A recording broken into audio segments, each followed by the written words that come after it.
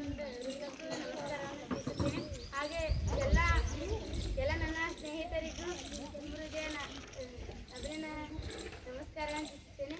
ಇಂದು ನಮ್ಮ ರಾಷ್ಟ್ರದ ಪ್ರಥಮ ಪ್ರಧಾನಮಂತ್ರಿಯಾಗಿ ಸೇವೆ ಸಲ್ಲಿಸಿದ ಹಾಗೂ ಭಾರತದ ಅತ್ಯುನ್ನತ ಅಪ್ರತಿಮ ನಾಯಕರಲ್ಲಿ ಒಬ್ಬರಾದ ಪಂಡಿತ್ ಜವಾಹರ್ಲಾಲ್ ನೆಹರು ಅವರನ್ನು ಗೌರವಿಸಲು ನಾವೆಲ್ಲರೂ ಒಟ್ಟುಗೂಡಿದ್ದೇವೆ.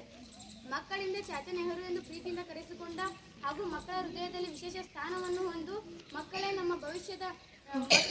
ನಮ್ಮ ಭವಿಷ್ಯವೆಂದು ನಂಬಿದ್ದವರು ಪಂಡಿತ್ ಜವಾಹರ್ಲಾಲ್ ನೆಹರು ಅವರು. ನವೆಂಬರ್ 14, 1889 ಅಲಹಾಬಾದಿನಲ್ಲಿ ಇವರು ಜನಿಸಿದರು. ನೆಹರು ಅವರು ದೂರದೃಷ್ಟಿಯ ವ್ಯಕ್ತಿಯಾಗಿದ್ದರು. ಅವರು ಸ್ವತಂತ್ರ, ಆಧುನಿಕ ಮತ್ತು ಸಮೃದ್ಧ ಭಾರತದ ಕನಸು ಕಂಡರು. ಪ್ರಜಾಪ್ರಭುತ್ವ ಮತ್ತು ಸಮಾನತೆಯ ತತ್ವಗಳು ಅವರ ಅಚಲವಾದ ಬದ್ಧತೆ ಮತ್ತು ರಾಷ್ಟ್ರದ ಬೆಳವಣಿಗೆಗೆ ಅಡಿಪಾಯವನ್ನು ಹಾಕಿತು. ಭಾರತದ ಸ್ವತಂತ್ರ ಸಂದರ್ಭದಲ್ಲೂ ಕೂಡ ಅವರು ಪ್ರಮುಖ ಸ್ಥಾನವನ್ನು ವಹಿಸಿದ್ದರು. ನಂತರ ಸ್ವತಂತ್ರ ಭಾರತದ ದೇಶದ ನೀತಿಯನ್ನು ರೂಪಿಸುವಲ್ಲೂ ಕೂಡ ಪ್ರಮುಖ ಸ್ಥಾನವನ್ನು ವಹಿಸಿದ್ದರು. ಶಿಕ್ಷಣ ಮತ್ತು ವೈಜ್ಞಾನಿಕ ಪ್ರಗತಿಗೆ ಪ್ರಬಲ ವಕೀಲರಾಗಿ ಕೂಡ ಸೇವೆ ಸಲ್ಲಿಸಿದರು. ರಾಷ್ಟ್ರೀಯ ಪ್ರಗತಿ ಅದರ ಯುವಕರ ಸಬಲೀಕರಣದ ಮೇಲೆ ಅವಲಂಬನವಾಗಿತ್ತು.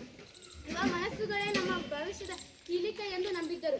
ಮಕ್ಕಳ ಮೇಲಿನ ಅವರ ಆಳವಾದ ಪ್ರೀತಿಗಳನ್ನು, ಕನಸುಗಳನ್ನು ನಾವಿಲ್ಲಿ ನೆನಪಿಸಿಕೊಳ್ಳಲೇಬೇಕು.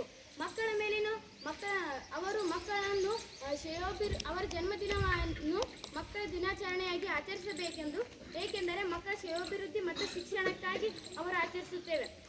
ರಾಷ್ಟ್ರೀಯ ಏಕತೆ ಮತ್ತು ಸಂಸದ್, ಪ್ರಜಾಪ್ರಭುತ್ವ, ಕೈಗಾರಿಕರಣ, ಸಮಾಜವಾದ, ಅಲಿಪ್ತತೆ, ಪಂಚಶೀಲ ತತ್ವಗಳು ಇವೆಲ್ಲವುಗಳನ್ನು ಒಳಗೊಂಡಂತಹ ನೆಹರು ಅವರನ್ನು ಆಧುನಿಕ ಭಾರತದ ಸಂಸ್ಥಾಪಕ ಎಂದು ಪರಿಗಣಿಸಬಹುದು.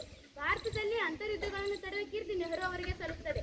ಪಂಡಿತ್ ಜವಾಹರ್ಲಾಲ್ ನೆಹರು ಅವರು ಕೇವಲ ನಾಯಕರಲ್ಲ, ಯುವ ಪೀಳಿಗೆಗೆ ಸ್ಫೂರ್ತಿ ನೀಡಿದ ದಾರ್ಶನಿಕರೂ ಆಗಿದ್ದಾರೆ. ಇನ್ನು ಅವರ ಕೊಡುಗೆಗಳನ್ನು ನಾವು ಯುವ ಪೀಳಿಗೆಯನ್ನು ಮಾರ್ಗದರ್ಶನ ನೀಡುತ್ತವೆ. ಅವರ ಜೀವನ ಮತ್ತು ವ್ಯಕ್ತಿತ್ವವನ್ನು ನಾವು ಗೌರವಿಸುವ ಸಂದರ್ಭದಲ್ಲಿ ಅವರ ಶಾಂತಿ, ಪ್ರಗತಿಯನ್ನು ಕೂಡ ನಾವು ನೆನಪಿಸಿಕೊಳ್ಳಬೇಕಾಗುತ್ತದೆ.